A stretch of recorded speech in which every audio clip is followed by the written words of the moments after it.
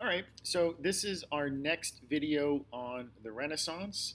And in this video, our main topic is going to be about the idea of humanism. And humanism, it's got a lot of different types of humanism. There are lots of variations of it.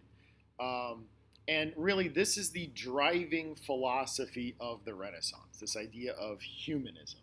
So let's kind of flesh out what this philosophy is and talk about how different types of people used it. So we'll see this in uh, the church, we'll see this in politics, we'll see this in art. So we'll see this in just about every aspect of European life at the time. So let's talk about where humanism came from. So there's a debate going on in the church around the beginning of the Renaissance. So, kind of coinciding with the Renaissance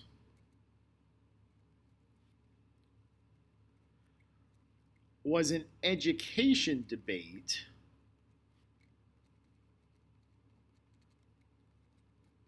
within the church. So, people in the church, educators inside the church, were having a debate about how to teach people. And so, this was the debate between what's called scholasticism, and I think we've mentioned this before. Scholasticism. Scholasticism versus humanism. So, if you remember, scholasticism was the philosophy of St. Thomas Aquinas. And St. Thomas Aquinas was using this idea of scholasticism to try to reconcile the church with Greco-Roman philosophy, which may not have agreed with the church's teaching. So what Aquinas was trying to do was put those two things that don't necessarily go together and put them together. The scholasticism that we're talking about, scholasticism at this point was about memorizing church dogma. So dogma is official belief. So it's about memorizing church dogma and memorizing defenses to protect the church. So think of these like talking points. They were not into teaching critical thinking or thinking for yourself. You had to memorize what the church believed and memorize how the church wants you to defend it against people who do not agree with the dogma. Humanism, on the other hand, is like almost the complete opposite. Humanism is designed to create independent thinkers.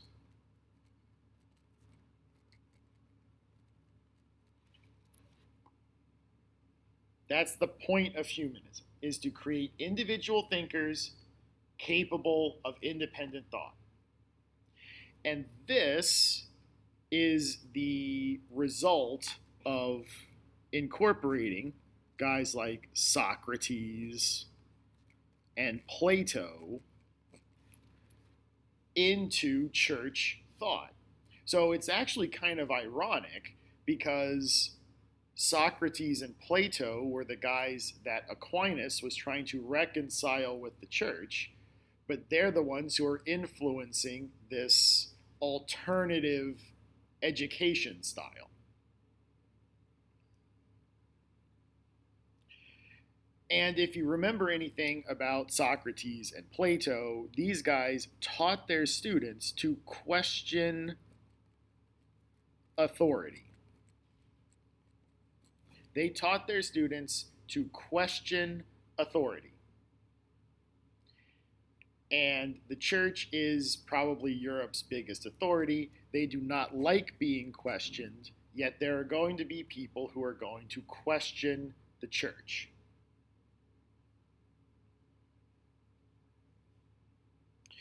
Now, eventually, humanism is going to win out in this debate.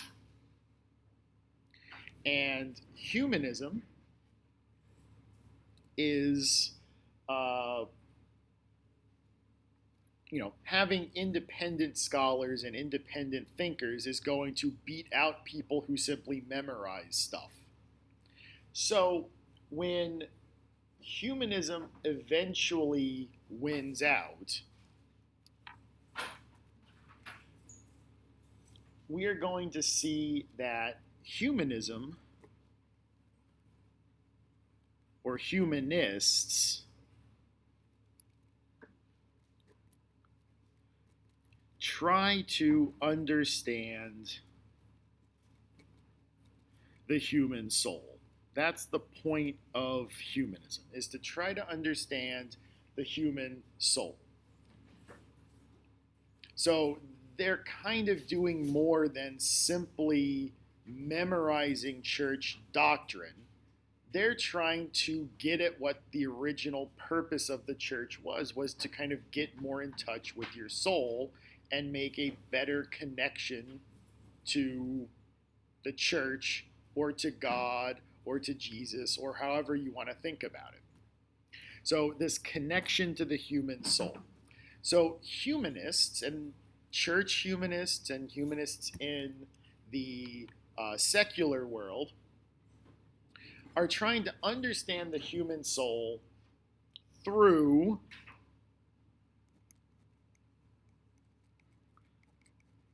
the humanities. Now, the humanities are a specific set of studies. You can still study the humanities. That's still something that I think colleges still kind of organize themselves around. The humanities are things like grammar, philosophy, poetry, ethics, history,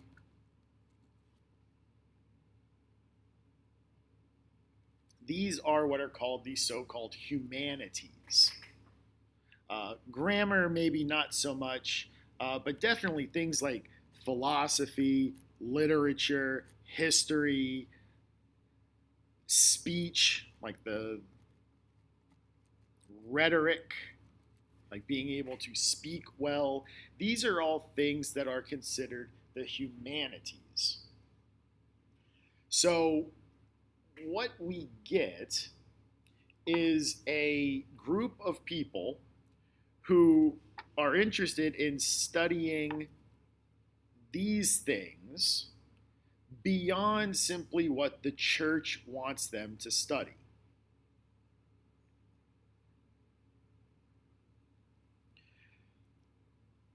Additionally, what humanists tended to do was they wanted to spread knowledge.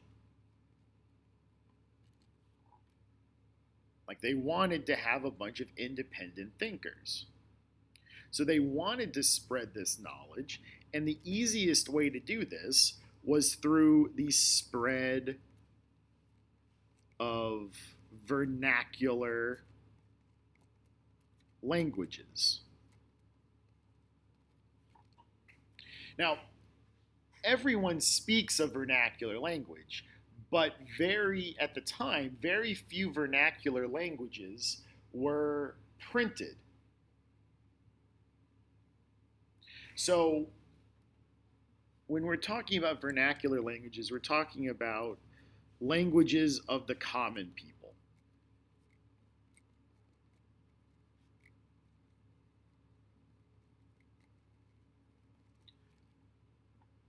So there are languages of the common people and languages of the academy or academic languages. So, for instance, English is a vernacular language. Latin at the time was an academic language. It was meant to separate people. People who were educated spoke in Latin. People who weren't educated spoke in English. And humanists tried to maybe expand on some of the vernacular languages. So all of this is kind of leading to a big philosophical breakthrough. And this big philosophical breakthrough comes to be known as Renaissance humanism. And this is where we're starting to put all of these ideas together. So not just within the church, but through society, now we're starting to put these ideas of questioning authority and spreading knowledge and thinking about history and philosophy rather than just what the church says. We're going to put all of these things together into an idea called Renaissance humanism. And what Renaissance humanism argues is that each person is a unique individual. And each person is capable of great things.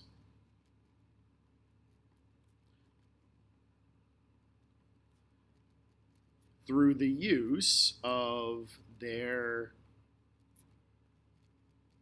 God-given, capital G God, God-given free will and other abilities.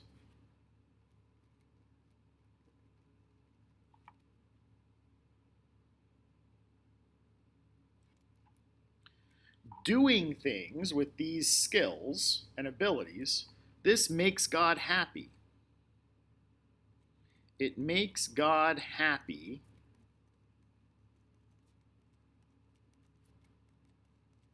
when you achieve, because God gave you those skills and He wants to see you use them. So if you're a musician, make music. If you are a painter, paint. If you like to garden and you're good at it, garden. God gave you these skills and He wants you to use them. Now, prior to this, if we think about the connection between this and scholasticism, the alternative to this would be that God simply wants you to go to church and pray so that you go to heaven. So that's where we're leaving.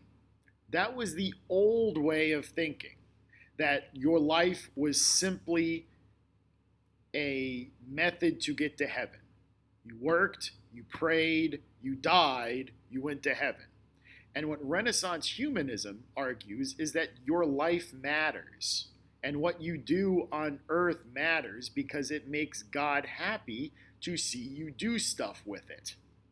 So this differs from, I guess, medieval conceptions of life,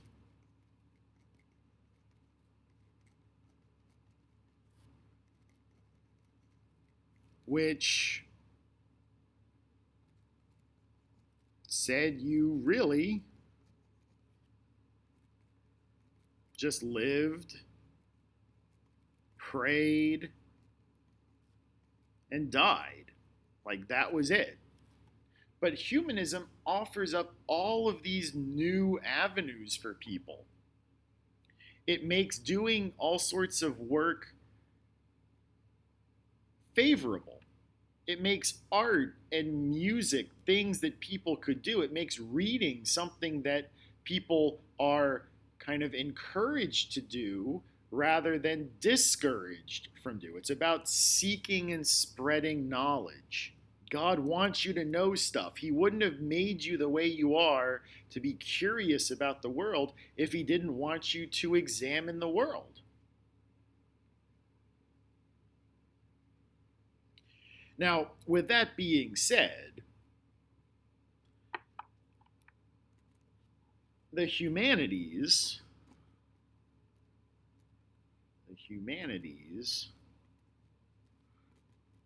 were the fields of free men. And I mean that kind of literally. That these were things that rich men and occasionally women, but usually rich men would study. And that's what I mean by they were free. They were free to do these things because they had the money to do them. So even though it's this wonderful philosophy that anyone can do anything because God gave you the talent and the ability to do whatever you'd like, it was still really only the richest people of Europe who could take advantage of this. So really, this was something for rich people. This was something that rich people could do. And remember in the previous video when I said that this was something that most people didn't realize was happening? Well, this is why. Most people were not rich, and thus most people could not take advantage of an education or even learn that God wanted you to do stuff with your life. For most people, they were still probably living with this medieval conception of life.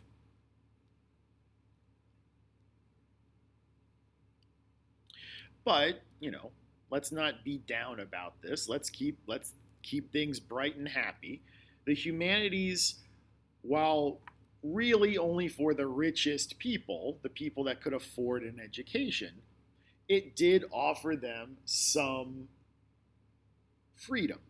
More freedom than they would have in previous eras when they were kind of more rigidly controlled by the church. A really good example of this kind of thinking is a book by, let's actually spell his name right. Balthazar Castiglione. So Balthazar Castiglione wrote a book called The Book of the Courtier. A courtier is a fancy word for like a nobleman. So a courtier is someone who would be in the king's court. So someone who would hang out with the king. And the Book of the Courtier was essentially a guidebook for rich gentlemen. This is where we get the idea of the quote-unquote Renaissance man. The Renaissance man is one who is capable in many different areas. So Castiglione would go on to say that a good courtier, a Renaissance man, is someone who is able to ride on horseback and quote poetry and be good at archery and wrestling and know history and be able to give a speech. All these things that we usually associate with a Renaissance man, someone who is capable of doing lots of different things well. That's what Castiglione is talking about here. He's talking about being a rich gentleman who is a quote unquote free man. A free man who is free of the shackles of the church and is able to really embrace the skills and free will that God has given this person. Castiglione also doesn't leave out women, although he does essentially leave them out. He would say for women, they need to be good partners. Like they need to be like lively conversationalists. Like they need to know stuff, but not so much because it's good for them, but because they need to be good hostesses at a party. They need to keep their husband's interests. So they need to be educated. They need to know enough stuff to keep people interested in them at a party, but not really anything beyond that.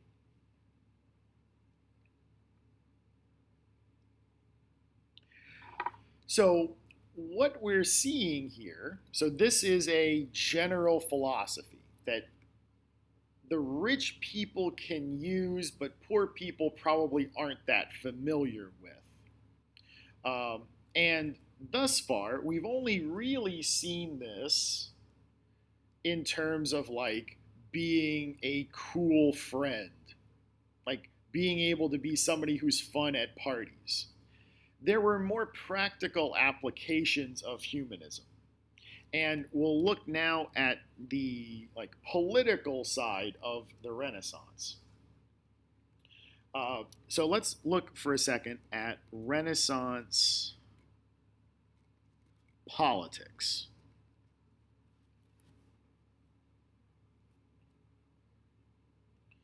So there is this sense of Renaissance humanism, which is this general idea that you are fulfilling God's plan for you by using your capabilities to their utmost. But there is another sense of humanism, and it comes out through politics. And it's the idea that education and being educated, education is not the end goal. Like, it's not enough to simply be educated.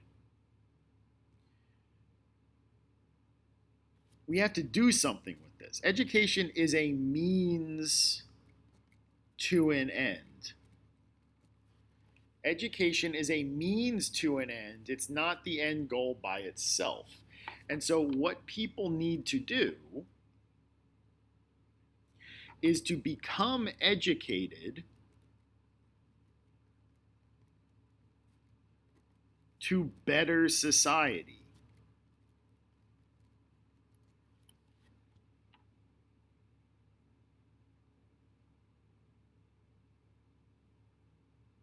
And this, so it's not simply enough to better yourself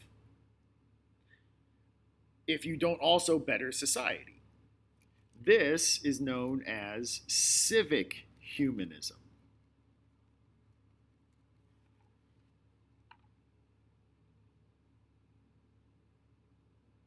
So let's go back for a second and talk about what politics looked like prior to the Renaissance.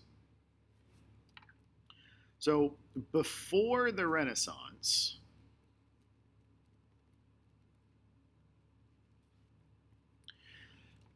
there really wasn't an idea of like international politics. So there was no international politics. I know today when we look at the news, most of what we see is international politics. But before the Renaissance, it just didn't exist. Everyone in Europe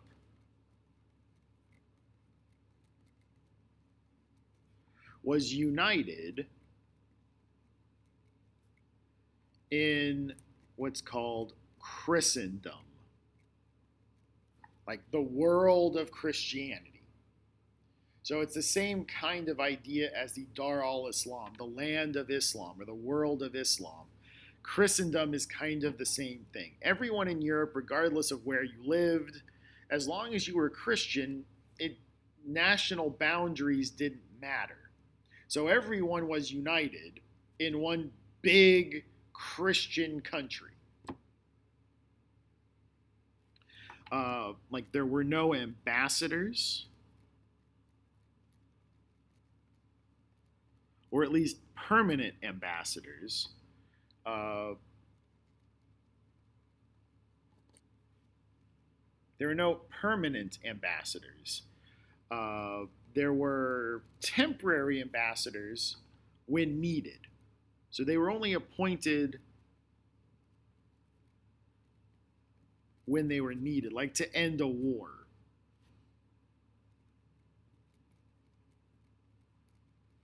And then as soon as the need was gone, the ambassador stopped being an ambassador. But now, what we're starting to notice is that first in Italy, and then this idea is going to spread across Europe, the city-states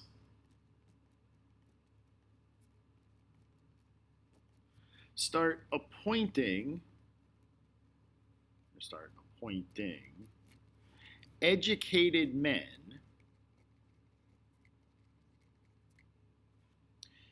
as, I guess you could call them, like trade negotiators,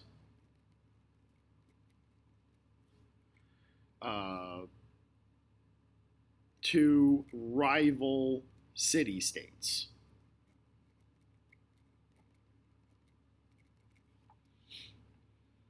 And they would live there permanently. And they would kind of act as ambassadors. But what they were really doing is that they were acting like spies. They were sending whatever they could, whatever kind of information they could back home to get an advantage. See, it kind of sounded like this was all like for the good of everybody, but really what they were doing was training people to be spies. And so these ambassadors would send intel back home to get advantages economically. Because all of these little Italian city-states are rivals with each other. And they're all led by important families, like the Borgias, the Medicis, who we've mentioned before, the Sforzas. So each city had a family. So I think the Borgias were from Milan. No, the Sforzas were from Milan, the Borgias were from Venice, the Medicis were from Florence, but each city had a family that ran things. And so these guys all kind of ran things behind the scenes, and they were the ones who were kind of gathering this intel to gain advantages on their rivals. Now, we'll end with this idea, and we'll pick this back up in the next video because it kind of leads into the idea of Renaissance art and literature, which will be our next big topic. But so the Italians are all like little city-states. They're not really all that powerful. And they start fighting amongst themselves, doing all of this spy stuff. none of this is happening in a vacuum.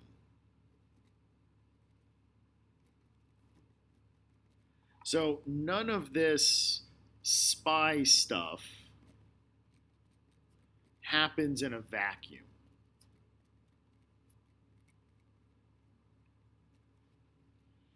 And everyone else in Europe is kind of watching the Italians like fall into this stupid spy stuff, and they see an advantage for themselves. So other powers in Europe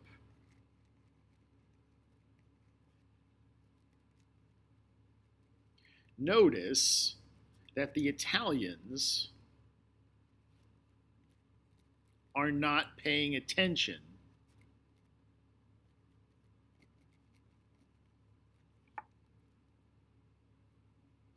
and they attack. They invade Italy. So in 1494, France invades northern Italy. Spain invades southern Italy. Spain is now a country. They had just been formed in 1492. So they come right out of the gate and invade southern Italy. And by 1527, Rome itself is sacked by Spanish soldiers.